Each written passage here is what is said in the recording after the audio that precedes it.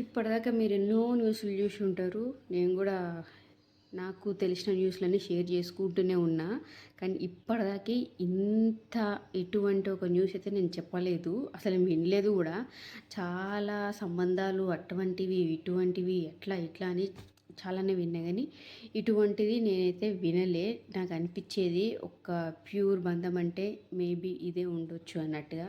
కానీ ఇప్పుడు ఇటువంటి దానిపైన కూడా నేను పేపర్ న్యూస్ చదివేసరికి నాకైతే ఎంత కంపరం వేసిందంటే, సమాజం ఇంత దిగజారిపోయిందా, మనుషులు మరీ ఇంత దిగజారిపోయారు అనిపిస్తుంది.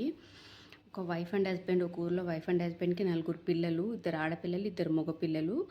సో ఇందులో 2 ఆడపిల్లలు పెళ్ళిళ్ళు వేసేసి పంపించేసారు. పెద్ద కొడుకు కూడా వేసేస్తే వాడు సపరేట్ వెళ్ళిపోయాడు అనమాట. ఈ చిన్న కొడుకుతోటి తల్లిదండ్రులు కలిసి ఉన్నారు. ఈ చిన్న కొడుకు 28 ఇయర్స్ అంట. ఈ వేష్ణ కొడుకుని పెట్టుకొని తల్లిదండ్రులు కలిసి ఉన్నారన్నమాట.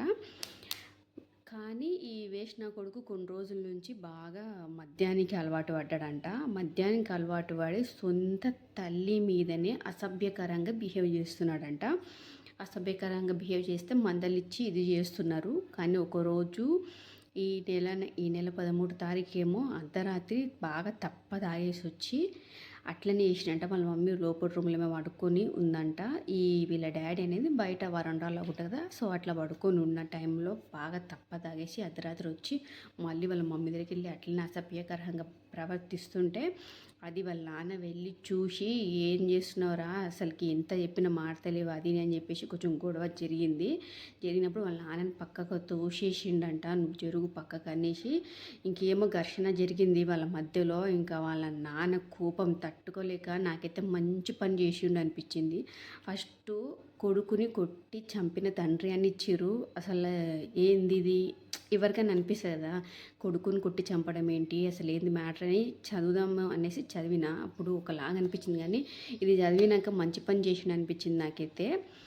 ఇదంతా చేస్తున్నాడని చెప్పేసి వాళ్ళ నాన్న పక్కనే చేతికి కర్ర దొరికిందంట. అది తీసుకొని నెత్తికేసి కొట్టగానే, ఫుల్ తాగి ఉన్నాడు కదా, నెత్తికేసి కొట్టగానే పడిపోయిండంట. పడిపోయి మొత్తం పోయిండనమాట. కొద్దిసేపటి కదా చచ్చిపోయిండు.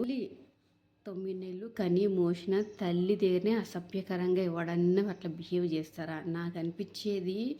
ఎందుకంటే బిడ్డలు రేపు చేస్తున్న తండ్రిలు ఉంటారు, అక్క చెల్లెలు వాయి వరుస లేకుండా బిహేవ్ చేసే అన్నదమ్ములు తండ్రిలు కూడా ఉంటారు. కాకపోతే ఈ తల్లి కొడుకు బంధం ఒక్కటి ప్యూర్గా ఉంది ఇప్పటిదాకా అనిపించేది. కాబట్టి న్యూస్ ఫస్ట్ టైం నేనైతే వినడం అయితే నిజంగా చెప్తున్నా. ఈ బంధం పైన కూడా ఇట్లా న్యూస్ వినడం నేనైతే ఇదే ఫస్ట్ టైం. అసలుకి ఇంత దారుణంగా తయారైందో సమాజం.